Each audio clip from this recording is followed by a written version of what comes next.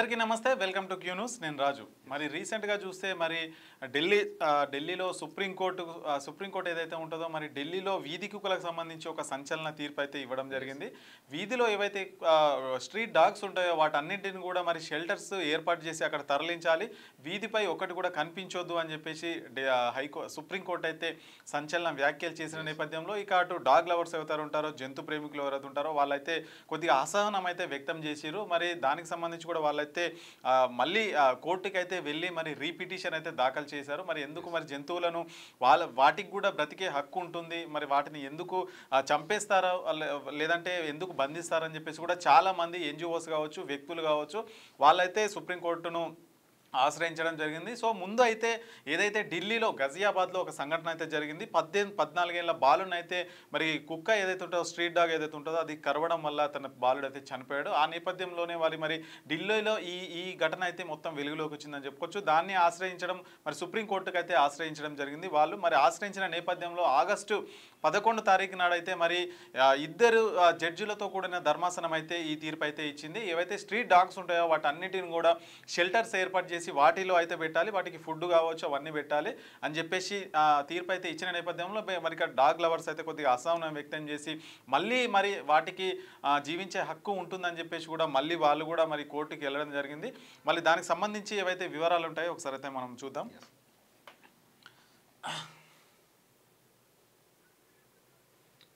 So Delhi August 11 తారీఖున అయితే మరి ఎవరైతే justice JB Pardiwala, Mahadevan, so ఈ ఇద్దరు కలిసి కూడా తీర్పిచ్చారు. ఏం తీర్పిచ్చారంటే మరి ఢిల్లీలో ఒక్కటి కూడా స్ట్రీట్ డాగ్స్ అనేది కనిపించొద్దు అని తీర్పిచ్చారు. మరి తీర్పిచ్చిన నేపథ్యంలో మరి జంతు లవర్స్ ఎవరైతే ఉంటారో, జంతు ప్రేమికులు ఎవరైతే ఉంటారో వాళ్ళు కూడా మళ్ళీ వాటికి హక్కు లేదా, బతికించే హక్కు లేదా అని చెప్పేసి వాళ్ళు మళ్ళీ కోర్టుకైతే వెళ్ళడం జరిగింది. మరి దానికి సంబంధించి కూడా మరి ఒకటి ఇక్కడ గమనించాల్సిన విషయం ఏంటంటే ఏదైతే మరి జస్టిస్ జేబీ పార్థివాలా గారు, మహాదేవన్ గారు ఇచ్చినటువంటి తీర్పు ఏంటి, మరి వీధి కుక్కలు స్వైర విహారం చేస్తే పిల్లలపైన మరి పెద్దవాళ్ళపైన కూడా దాడి చేస్తున్నాయి కాబట్టి వాటికి ఒక షెల్టర్ ఏర్పాటు చేసి టైం టు టైం వాటర్ కానీ భోజనం కానీ వాటికి ఆ షెల్టర్లోనే ఏర్పాటు చేయాలి. అయితే ఈ యొక్క డాగ్ లవర్స్ మిగతా వాళ్ళందరూ కూడా ఏమని విమర్శలు చేస్తూ ఉన్నారు, మరి డాగ్ లవర్స్కి తిరిగే స్వేచ్ఛ లేదా అంటే చంపేమని అయితే చెప్పలేదు కదా తీర్పు.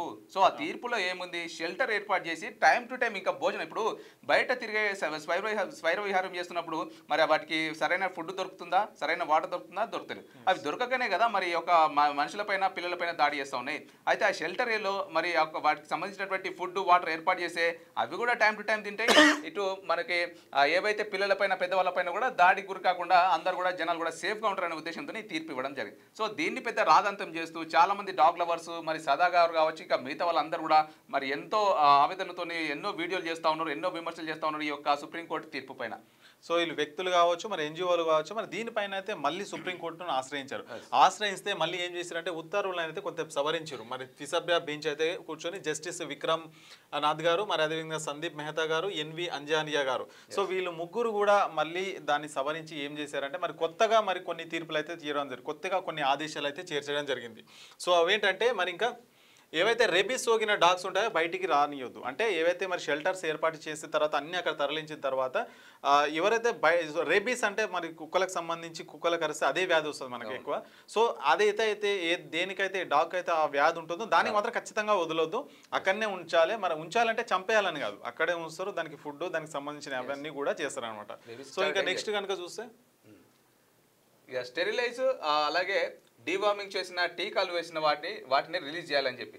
సో ఇక ఏవైతే ఉంటాయో మరి అవన్నిటికి టీకాలు వేసిన కావచ్చు, మరి అంటే వాళ్ళకు రేబీస్ వ్యాధి లేకుండా మరి అన్ని పరీక్షించిన తర్వాత ఉన్న వాటిని మాత్రమే బయటకు నిర్ధారించుకున్న తర్వాతనే బయటకు వదలాలి. ఎందుకంటే పళ్ళ ఏదైతే కుక్కలు ఉంటాయో వాటి పళ్ళతో జస్ట్ ఆ కుక్కలతో ఇళ్లలో పెంచుకునేటువంటి కుక్కలైనా సరే మనం ఎంత నీట్ గా పెంచుకున్నా సరే దాంతో ఆడితే ఆటోమేటిక్ గా క్రిములు అనేది వృద్ధి చెంది పిల్లలకి కొన్ని వ్యాధులు వచ్చేటువంటి అవకాశాలు చాలా ఎక్కువగా ఉంటాయి. అయితే కుక్కల నోట్లలో ఎక్కువగా క్రిములు ఉంటాయి అనమాట.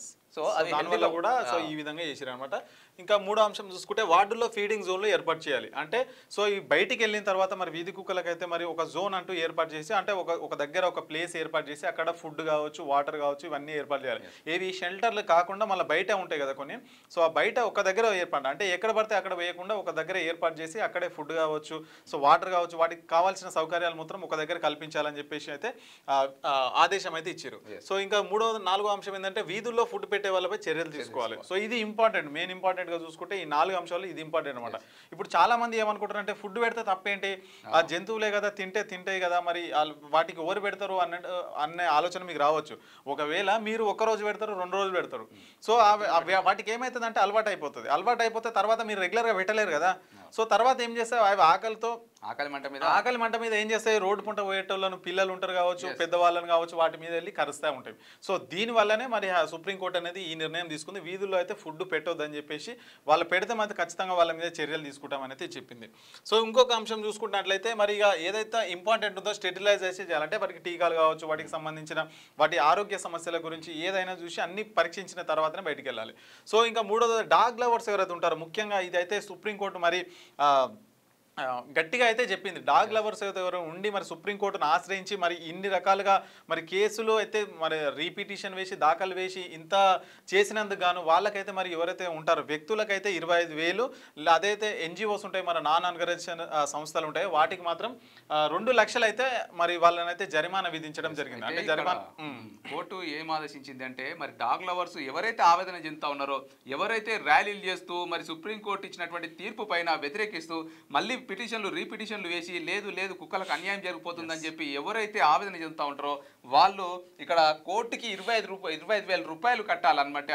25,000 రూపాయలు కట్టాలని చెప్పి మరి సుప్రీంకోర్టు అయితే నిర్ణయం తీసుకుంది. 25,000 రూపాయలు కోర్టుకు కట్టడంతో పాటు ఎన్జిఓ సంస్థ ఏదైతే ఉందో ఆ ఎన్జిఓ సంస్థ కూడా 2 లక్షల రూపాయలు ఈ డాగ్ లవర్స్ అయితే కట్టాలి. అది కూడా కేవలం 7 రోజుల్లో మాత్రమే కట్టాలని చెప్పేసి అయితే ఈ యొక్క రూల్ అయితే తీసుకురావడం జరిగింది. ఒకవేళ కనుక ఆ 7 రోజుల్లో కట్టకపోతే మరి ఎవరైతే డాగ్ లవర్స్ అయితే మరి ఎవరైతే దీనిపైన ఆవేదన చెందుతూ మరి చాలా వీడియోలు పెడుతూ మరి పోస్టులు పెడుతూ మరి ఎవరైతే కేసులు పెడతా ఉన్నారో వాళ్ళ యొక్క ఆస్తులను కూడా జప్తు చేసేటువంటి అవకాశాలు ఉన్నాయట. ఎవరైతే వ్యక్తులు ఉంటారో వాళ్ళకి 25,000, మరి ఎన్జిఓస్ ఉంటాయో వాటికైతే మరి 2 లక్షల వరకు వాళ్ళకైతే కట్టాలని అయితే 7 రోజుల్లో కట్టాలని చెప్పేసి సుప్రీంకోర్టు అయితే కీలక ఆదేశం అయితే చేసింది. సో మొత్తానికి ఇక్కడ ఇది ఎవరికి, కుక్కలకి కానీ డాగ్స్ ఎవరికి అన్యాయం జరుగుతున్నట్టు కాదు. ఎందుకంటే దానివల్ల ఇప్పుడు కుక్కల మనుషుల అని చూసుకుంటే మనుషులే ఇంపార్టెంట్ అవుతుంది కదా. కుక్కలు వాటి బతుకుతాయి, కానీ మనుషులు కూడా ఇంపార్టెంట్ అయ్యి కదా అని ఆలోచించాలి. మరి ఈ డాగ్ లవర్స్, ఈ జంతు ప్రేమికులు ఎందుకు మరి ఆ విధంగా ప్రవర్తిస్తారు? మనిషి చనిపోతే ఎవరైతే ముందుకు రారు, మరి కుక్కలకి ఏమన్నా అయితే మాత్రం ముందుకు వస్తారు. రావద్దని కాదు, ఇక్కడ మనుషులను కూడా చూసుకోవాలి కదా అనేది మరి సుప్రీం కోర్టు యొక్క ఆలోచన అని చెప్పొచ్చు. ఫస్ట్ ప్రిఫరెన్స్ చిన్నపిల్లలు సేఫ్ గా ఉన్న తర్వాత మరి మనుషులం సేఫ్ గా ఉన్న తర్వాత మిగతాది జంతువుల గురించి ఆలోచించాలి. సో మొత్తం మీద ఇక్కడ మనుషులు చనిపోతున్నారు ముర్రు అంటే మొత్తం లేదు కుక్కలను స్వైర విహారం చేయాలని చెప్పి కొంతమంది అయితే మరి నిరసనలు మరి పోస్టులు చేస్తున్నటువంటి సంగతి తెలిసిందే. వీటిపైన అయితే సుప్రీంకోర్టు సీరియస్ గా తీర్పునిస్తూ ఈ యొక్క నిర్ణయాలన్నీ కూడా తీసుకుందనమాట.